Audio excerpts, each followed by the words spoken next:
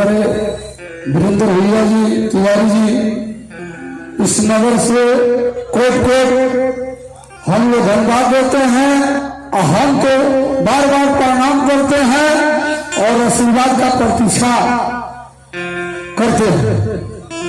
आइए एक भजन है जो विषय चला है उसी विषय पर भजन है।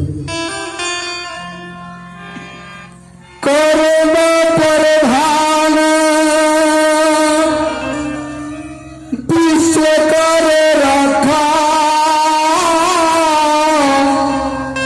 अजो रस करने तस फल चाखा।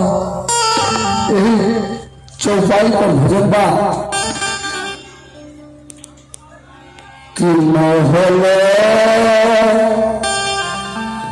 के नरम